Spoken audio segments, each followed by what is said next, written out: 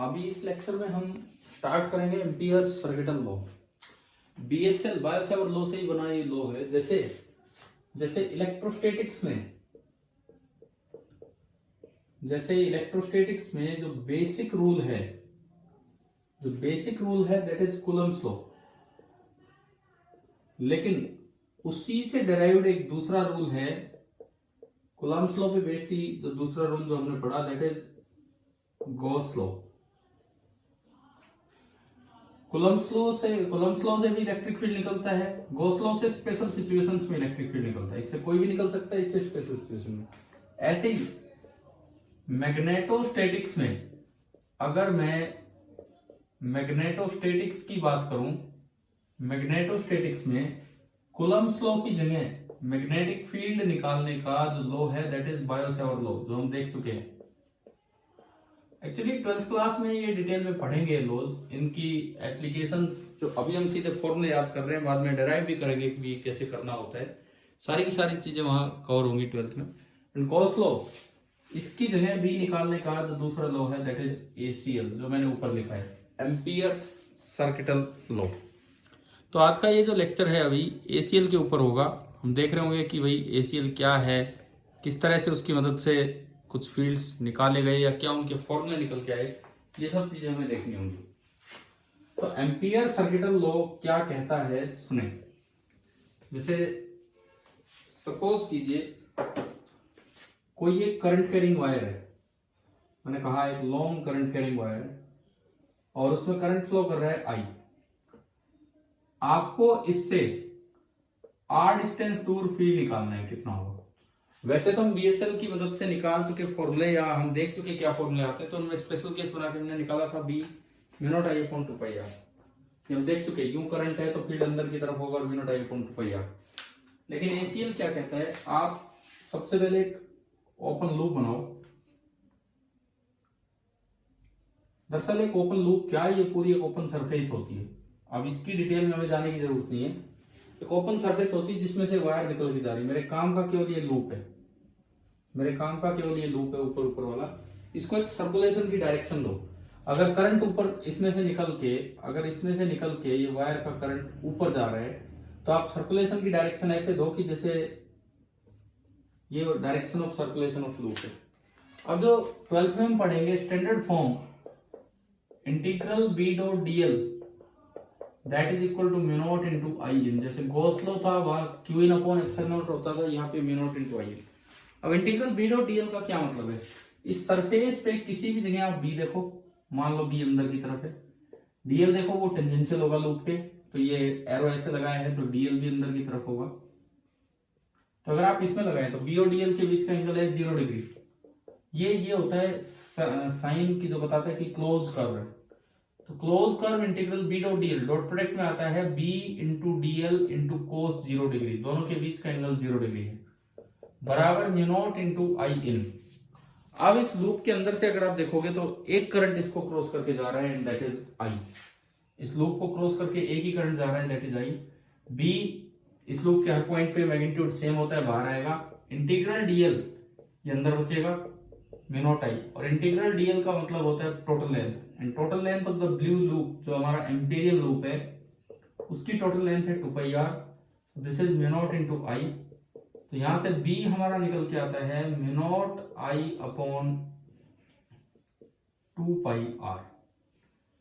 ये मैंने BSL ACL क्या है वो बताया, एक जगह अप्लाई करके दिखाया आपको कि भाई सेम फॉर्मूला फिर से डेराइव हो गया, naught I upon 2 pi are.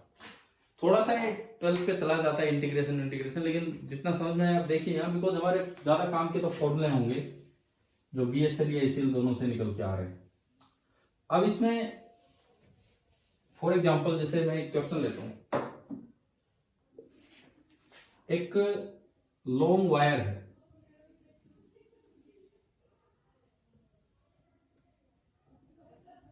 Are radius की एक वायर है,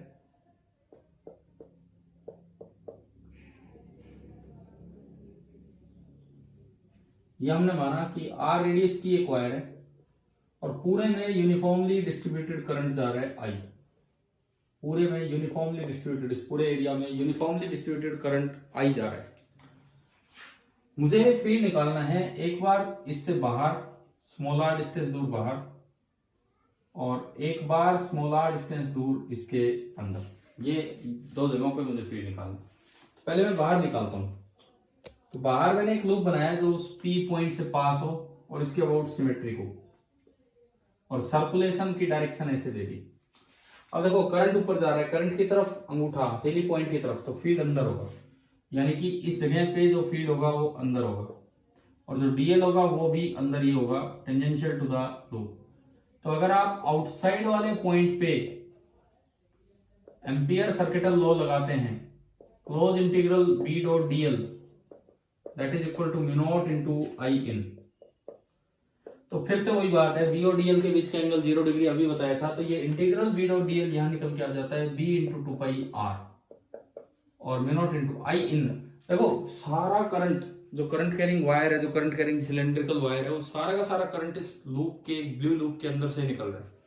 तो B into two pi R आपका आई इन हो गया, और यहां से बी का वही फॉर्मूला आ गया mu naught I upon two pi R, जैसे कि एक वायर का था, एक पतली वायर का था, वही सिलेंड्रिकल वायर का है। यानी कि बाहर वाले पॉइंट्स पे तो बी इनवर्सली प्रोपोर्शनल है आर के, जैसे जैसे आर बढ़ेगा आर डबल होगा, बी आधा होगा, इस तरह का है। अब मैं अंदर वाले पॉइंट्स पे चलता हूं। मान लीजिए इसके अंदर यहां कहीं ये आपको वायर दी है और ये डिस्टेंस है आर, यहां आपको फील्ड निकालना है। तो आपने फिर से एक लूप बनाया, अब अगर अंदर वाले पॉइंट्स पे मैं एसीएल लगाऊं, तो क्या होगा देखिए, फिर से एक सर्कुलेशन दिया, तो फॉर्मूला तो वही है, integral B dot dl that is equal to mu naught into I इन।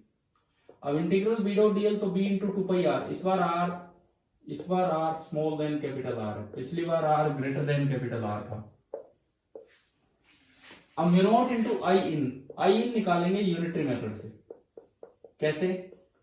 पूरा एरिया है पाई आर स्क्वायर में बटा हुआ है करंट आई, यूनिफॉर्मली बटा है, तो यूनिट एरिया में बटेगा I upon pi R square, और हमें इस रेड एरिया में से चाहिए, रेड एरिया है पाई स्मॉल आर स्क्वायर, तो पाई स्मॉल आर स्क्वायर में से जो बटेगा I upon pi capital R square into pi small R square, pi से पाई कैंसिल, और जो आई इन निकल के आया that is I into small R square upon capital R square. जो हमारा आई इन निकल के आया that is capital I into small R square upon capital R square, ये आ गया, ये हमने इसमें पुट किया, तो ये निकल के आया B into two pi R is equal to mu naught into I in की जगह I into small R square upon capital R square, एक आर से एक आर गया, और यहां से जो बी आया that is mu naught upon two pi R square I and small R, यानी कि ये जो बी आर है, B some constant into R, so B is directly proportional to are.